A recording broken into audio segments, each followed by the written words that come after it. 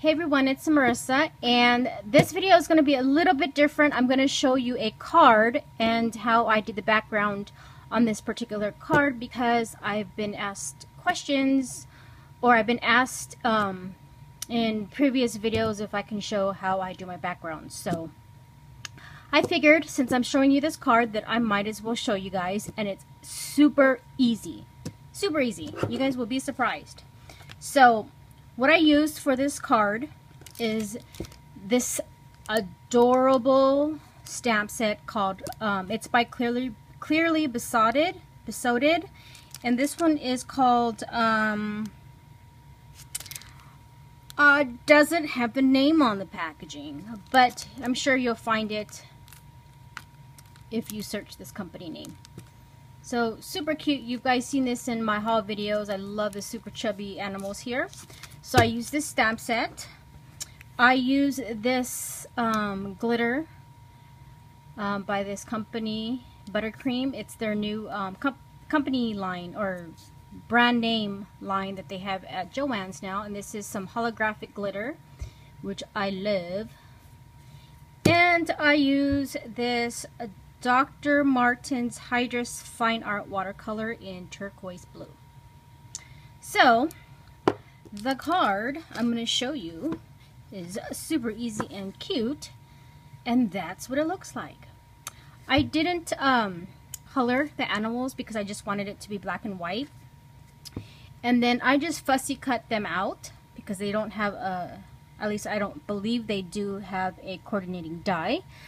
So these were simple to cut out, and yeah, so I put these on some you can see some of them are flat, and then some I have them on dimensional foam tape. And then I just have this glitter paper for the background, and then the stamps sentiment that says it's party time, have a great day. And then here are the holographic glitters that I put on the card, and I love the way how simple and easy this card was to make. So I'm going to show you how to make this background, okay? And I'm going to show you the things that I used to make, to watercolor it. So first thing I used was this, and I got this from my art supply warehouse. You're going to need a bottle of water, or you can use paintbrush and water, but I find this easier. And then some painter's tape. And this is what I use. I got this from the art supply warehouse, and it's meant for like watercoloring or different types of mediums. Don't go and use like your board that you have lying around in the garage somewhere, because this one is supposed to hold water or any type of like paint or anything that will get wet, because it's not the water's not gonna seep through here and then it'll start bulging out or anything. So this is meant for that. So I picked this up. It's called a headboard panel, or a hardboard panel, and it's a 9x12. I got this from the art supply warehouse. And this is what I did. I have my watercolor paper here, and if you're asking why I have it taped down, it's because, as you know, when you put water on top of paper, the paper starts to warp. So with this, the painter's tape, it keeps the paper flat.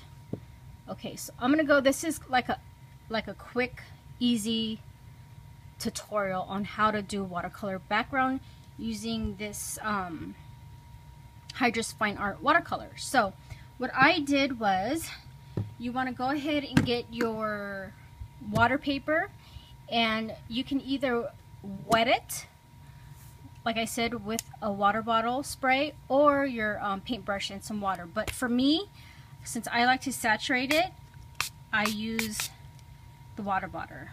I keep on saying water bottle. Okay, so you want to get that really wet.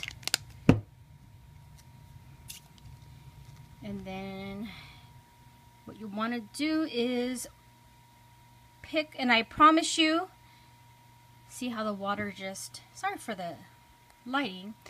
What you want to do is put some drops in a few places, and it may look funny now, but I promise you it'll look better. So what I did was I just kind of did this, moved it around the paper a little bit, and you see how the water makes the ink have movement. So that's what I did. And then you can even get a paper towel, and then you can clean up the edges so that it doesn't pool. As you can see, it's pooling on the corners. And just kind of, you know, spread out your color to how you want it. And you can even add more water just to get it more like if you want it lighter, the color. And see how it just glides on the paper so smoothly. And that's all I did to make this background. And another secret to this too is if you don't want it that dark, you can always get your paper towel and just kind of sop up the water like this.